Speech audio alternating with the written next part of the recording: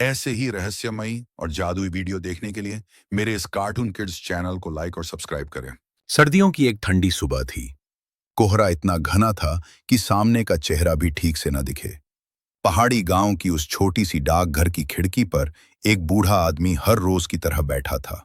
रामदीन काका। सफेद दाढ़ी, कांपते हाथ और आंखों में इंतजार। गांव के लोग कहते थे, काका को पागलपन हो गया है। रोज आते हैं, चुपचाप बैठे रहते हैं, किसी खत का इंतजार करते हुए। पर किसी को क्या पता था कि उस एक खत में उनका पूरा जीवन बसा था। 40 साल पहले की बात है। रामदीन एक मामूली डाकिया था। रोज चिट्ठियां बांटना, लोगों के हाल चाल सुनना, यही उसका काम था और यही उसकी खुशी। उसी गांव में एक लड़की रहती थी, गौरी। गौरी अनाथ थी, पढ़ने में होशियार और दिल की साफ। रामदीन की कोई संतान नहीं थी तो उसे बेटी की तरह मानने लगा। स्कूल से लौटते हुए गौरी हर रोज डाकघर आती और काका के पास बैठकर चाय पीती। रामदीन काका उसे पढ़ाई के लिए शहर भेजना चाहता था। गांव के लोगों ने ताने मारे, कहा, क्यों किसी गैर की बेटी पर इतना खर्च करते हो? पर काका ने परवाह नहीं की। एक दिन गौरी ने जाते वक्त कहा, काका, एक दिन मैं बहुत बड़ी बनूंगी और आपको अपने हाथों से खत लिखकर बताऊंगी कि आपकी बिटिया ने आपको गर्व करने का मौका दिया। गौरी दिल्ली चली गई। फिर खत आने लगे, हर महीने एक खत। काका, मैंने टॉप किया। काका, मुझे स्कॉलरशिप मिली। काका, मैंने कॉलेज में भाषण दिया। रामदीन काका हर खत को संभाल कर रखता।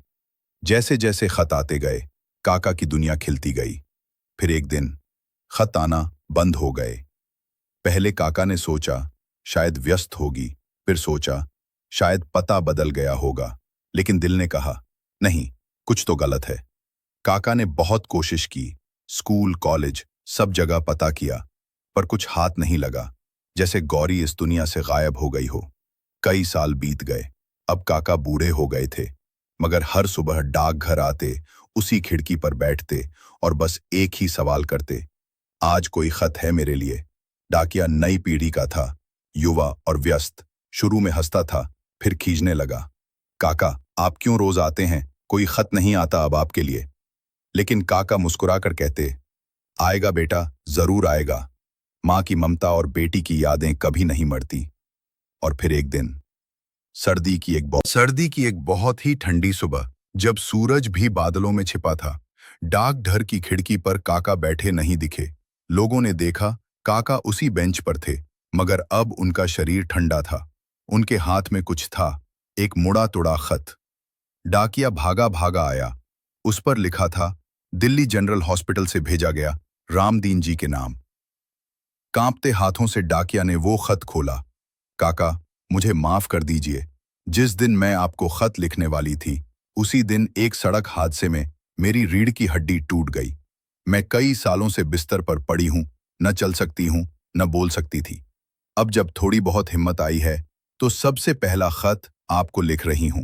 मैंने आपसे बहुत कुछ सीखा काका, इंसानियत, सच्चाई और बिना शर्त का प्यार।